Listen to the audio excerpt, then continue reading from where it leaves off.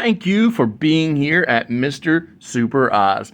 This video is going out, and this channel only exists because I, Oz, founded Gamble Comics, which first release was Everlasting Survivors, a 68-page graphic novel called All Day Long. Available now. Follow the link in the description that will take you to gamblecomics.com. While there, you can get hats, shirts, posters, much more, but most importantly, the story itself. Coming soon from Gamble Comics, BC Brute.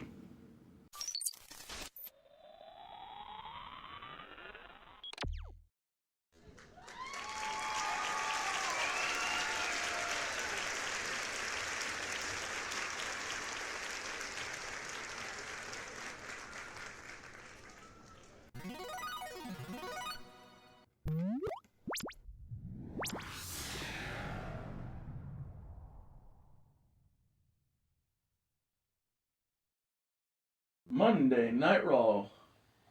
On 6/16/2003. So, we have the show start out. Good Lord, I can't talk. Team Angle come out as a unit, triumphant after their big King of the Ring escapades. It's been about a week, took a week off, Yeah. That's what athletes do. Hard work most of the day, get a rest day, come back, work just as hard. So Kurt Angle comes out, and before Stacy can speak, Kurt puts his hand out, asks for the mic. So of course, team leader, you oblige. Kurt thanks Hoss and thanks Benjamin and Stacy for their hard work in defending the United States Championship while he wasn't there. Mm-hmm. Not just for the team, but for me, Kurt Angle. You're an Olympic hero. Yes. You're welcome. Kurt says he wasn't sure about having a team when Stacy first brought this idea up, but since then, since he's been so used to handling his own business, but says that without them, he wouldn't be the man he is today. And Kurt tells him that in his line of work, in his Olympic career, he knows that hard work always pays off for you in the long run. So because of that, he wants to reward their hard work with the United States Championship opportunity. Not only have you defended the title, but now you have the right to win the title. Ooh, that's very nice. But Kurt says he doesn't want this to be some triple threat match, some match where fluke pinfall and it's over. It's one winner, one loser, and some guy on the side. Yes. That's not what Team Angle's about. We're about competition. We're about proving that we're better than each other. We're about improving each other in this ring and out of it. So he says, I like that concept, that phraseology of improving each other inside and outside the ring. Exactly. And so because of that, he talked to Bischoff. And because Bischoff has unlimited power in 2 weeks, 2 weeks' time, he was able to get the match made. Because in Eric's mind, of course, this is ratings gold. Team Angle in an ECW style match. Mm-hmm. 3-way dance. I like it. For the United States title. So for anyone who doesn't know what a 3-way dance is, it's elimination rules. It's an elimination rules triple threat. I'll say Simple this. Instantaneously, when I hear 3-way dance, I can't help but think of the night that Taz was defeated or defending the ECW World title against Mike Awesome. Oh, that match. Yeah. And Masato Tanaka. Yeah. And he was eliminated first, and the whole locker room emptied to say goodbye to their... That was their boy. I was going to say their leader, their locker room leader, their captain of the team, if you will. I was about to say, the guy who was holding it down. And, it's Peter, what was it, Sinertia? Yeah, I believe so. Man, he just didn't know it was coming. That's great. That's what I call good wrestling. I was about to say it was one of the few times you see Taz have like a human reaction. Honestly beautiful. But yeah, so 3-way dance for the United States title. So excited about that. Oh, yeah, of course. So excited. Next up, we have Jericho pissed off at O'Hiller for putting him in this match before Shawn strokes the like, listen, I think you're forgetting. You're Chris Jericho. You were the first ever. No, dang, that didn't happen. No, he did. He did. No, He won. He beat Stone Cold and The Rock in the same night. The only difference Okay, that's all happened. Kurt wasn't there. Booker was. That's what it was. That's the big That's what it difference. was. That's the only That's difference, really. Okay, I was And like, it wasn't Vengeance. It was Starcade. got it. It All was right, cool. Starcade: The Return instead of Vengeance: Night of Champions. Sometimes I mix up what our history is and what reality is. But that one was so cool, so monumental, so interesting. So important that I to kept it. Jericho's effing career. Yeah, that I the only thing I changed was Booker in place of Kurt because he was WCW and we're doing a WCW show, and it happened to Starcade instead of Vengeance. Perfect. So, but the general concept, the overarching idea is there. I beat Stone Cold and The Rock in the same night. Yes. And became the undisputed champ. All right, cool. So that all still happened. Just want to double check. Yep. But yeah, so of course he says that. It's like, you're one of the best to ever do it. The best to ever do this game. But yeah, thank you for playing Jericho for me. That was perfect. Absolutely. But of course after that he's like, oh. And he tells him the last time you were at your apex in this company in AEW, a championship winning competitor, you were with this man right here. Slaps Big Yeah, the King big red machine. Yeah. on the side, and he said, "You will do it again. I got faith in you." So of course Jericho. And I'm not telling you anything you don't already know. There you go. Of course Jericho cheesing ear to That's ear. He's the like, beauty "That's of right." that character and that phrase is like it works under so many different It circumstances. works in pretty much every circumstance. Yeah, anytime that you're trying to hype somebody up, Yeah. it's like I'm not telling you anything you don't already I know. said this isn't news. Yeah. Like, I And get. honestly, it also works if you not just hype, but also if you're trying to tear them down, right? Exactly. Yeah, so it works both ways. It's a brilliant concept. It's a shame that Vince didn't know what the hell to do with Sean O'Haire. But yeah, so that's the end of the But at least segment. Triple H knows what to do with Karrion Kross in the Sean O'Haire gimmick. Oh my god, he's been killing it. Like, you see, he even starts changing his I hair love to the it. people. That's he's so talking to. smart. I'm like, So smart. I used to not care about Karrion Kross, and now I'm like, It's funny. I've always thought Kevin Kessler was a top guy. I thought he was a great wrestler, but that was it. Yep. It Well, it's funny. I almost never cared about his wrestling at all. yeah, that was the only almost thing I never didn't care about. Like, and no knock. I mean, it's not that he's a bad wrestler. It's just No, that not at all. wrestling is so good for so many people I'm about nowadays. to say everyone's good. Exactly. So his presentation with the fallen prey, Oh, the my black God. and white, The the NXT gimmick. NXT and, gimmick. yeah, Woo, good times. I'm about to say with the Scarlet and everything. Absolutely. About to And say- like, come on now, Smoke Show. Oh, Come on, that's an amazing nickname. Yeah. Amazing nickname. Absolutely. But yeah, no, Karrion Kross had the Andrade syndrome for me. 'Cause I told you how I feel about Andrade. He's good, great look, great wrestler. That's it though. I don't get the dude. Yeah. So, well, to me, Andrade is just a modern day Alberto Del Rio because to me, I think he's better than that. But Okay. I take that back because Del Rio is a better promo than he is. yeah, it's true. I don't know. I couldn't get behind Del Rio. I felt like he couldn't was. either, yeah. I thought he was Hispanic JBL. Damn. You put it that way, that's actually spot on. And so, and JBL was just discount Ted DiBiase anyway. So I was Yeah. like, I don't I'm know. about to say, so he was already a A knockoff of a knockoff. knockoff. Yeah, that's not a good look. Dang, I'm never gonna be able to look at him the same way. I can't believe that's such an accurate comparison. Ah, So my thing about Andrade is, I wish. I know this sounds weird, but you know how they like to shorten names. yeah, I wish they would have called him Cien Almos instead of Andrade. yeah, it does sound better. Well, it works on two levels. One, they can own Cien Almos because his name is Andrade, so they can't own that. Yeah, But also, it gives the illusion that it's a first name and a last name. even though it definitely ain't. Yeah, because Cien means 100. 100.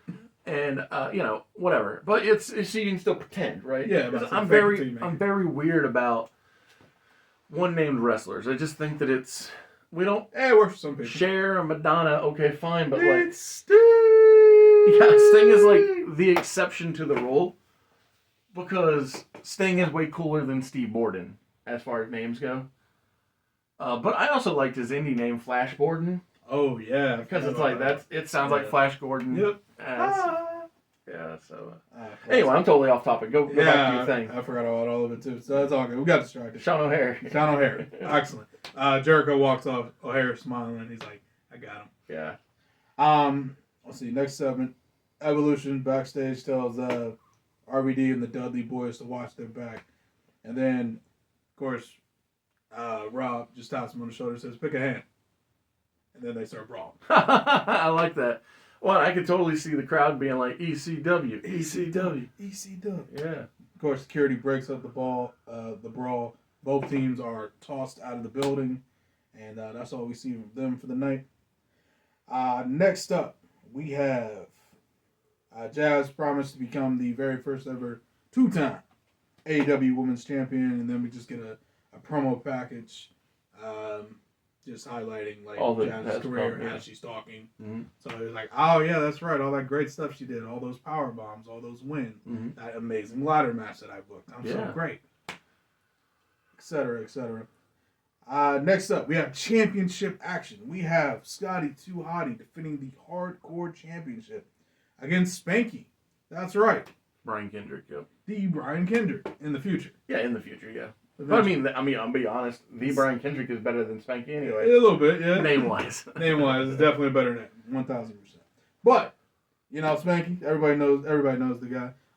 Like we said, I think we said it at King of the Ring or something. Mm-hmm. But we use here for velocity, exactly. So, I got Brian Kendrick. Yeah. So I don't guess we talked about who was booking him full time, but I don't think we got that far. Yeah. So I'll spoiler in like October, November. I have him working semi full time before he gets let go. Personally. Because him and Paul London team up early. Oh yeah, that's right. You did tell me that. Okay. Yeah, but it's fine. It's fine. Like it's totally cool. Yeah, I'm about to say.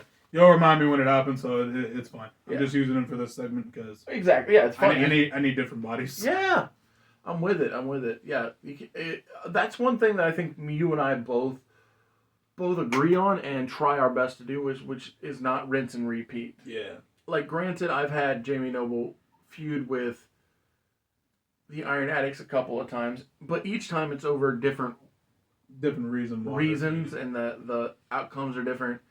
I've had the same with the Real Counter. They've had a few different feuds here and there, but like I try to give it different motivations. True. Yeah, I think the problem is it's not like 2019, 20. Even now, really. Yeah, now especially. I'm just saying, like when it started, like 2018, 2019, when they started hoarding talent. Oh yeah. For just to hoard them. Imagine. Actually, probably even earlier. Probably yeah. It was yeah. So Gallows and Anderson, FTR, Ryder and Hawkins. Those are all examples of guys who were offered $1 million contracts just to keep them out of AEW. Just to look good. Because. And then eventually all got fired anyway, but still. My point is, they were handing out $1 million contracts like it was nothing because they were trying to keep people away from AEW. And the catalyst for these big contracts were? What? Dustin Rhodes. He was cut in January, and by May, he was in one of the hottest matches in the ever. All Goldust. Well, it made sense. It's like, we're not going to miss Goldust. Why would we miss Goldust? What are we going to do with Goldust? Yeah. I was like, he's... Then he goes to Double or Nothing. I'm about to say has a casual 5-star match with his brother. Okay, yeah. Exactly. Great storytelling. It's in their blood. It's literally in their blood. All over the mat. Jesus Christ. And speaking of blood on the mat, we got Scotty 2 Hotty and Spanky going one-on-one hardcore match. So you know how it is. Crazy chaos and whatnot. One of the spots I had envisioned, the Brian Kendrick hitting a sliced bread number 2. Through a trash can. Ooh. Yeah. That's cool. Real fun spot. Of course, Scotty's my guy. He kicks out. Yeah. And of course, Reed. Well, he's also the full-time guy, too. I'm about to say, like, wouldn't make any sense to put the new kid over. I'm about to say, the guy that really holds it down. So he gets just like a wooden board, 2x4, whatever. Hits him over the head with it. Puts it down. Bounces off the ropes. Does that cross-legged DDT. Not cross-legged. Wheelbarrow DDT. Yes. And then drops him on the wood, 1, 2, 3. Still a fun match, though. Yeah, good, for sure. Good fun for the people. Yeah. And then last but certainly it's one of those things that really makes you think, I wonder what this kid's going to be one day. Someday. Yeah. Someday. What's this kid going to do in the future? And then last but not least, we have Billy and Goldust in the final hurdle for their quest back to the top, if you will, versus Chris Jericho and Kane, the former AEW Tag Team Champions. Kane currently one half of the Tag Team Champions, with his man coming out to the side, Sean O'Haire. This match goes about, let's say like 20 minutes. Goldust takes the heat because he's so great at being the Oh face yeah, and and Billy Gunn's a great hot tag. absolutely. Yeah, Absolutely. like Road Dogg could get his butt kicked. Billy For tags hours. in, yeah, and he come in clean house. Exactly. So it's just the proper placement of the duo. Exactly. But yeah, Kane does a lot of damage. Jericho, at first, a little shaky. It makes a mistake here or there. I say like goes for a lion salt and slips at some point. And then like Sean's like, it's okay. Get Big Kane in there. I love that he's like a motivational speaker at this point. I'm about to say baby stepping, and then he slowly starts building his confidence as the match goes on. Goldust does like a duck under bulldog gimmick on Kane. Tags in Billy Gunn, who, as you say, great hot tag, runs wild, dropping fools left and it's right. called a bump and feed, in case you didn't know. There you go, bump and feed. Yeah, so I know you knew the terminology. So when the babyface gets that hot tag, both the heels need to be prepared to bump, and then the next guy feed in to take a bump. And it's perfect. So man, drop I love Kane, wrestling. drops Jericho. Yep. O'Haire gets up, He drops gets knocked him. down. Yep. About to say gets Kane locked in. Hits the one and only for the 1-2. Ooh, so close. Yes. So close. So O'Haire banging the mat, telling him to tag into Jericho.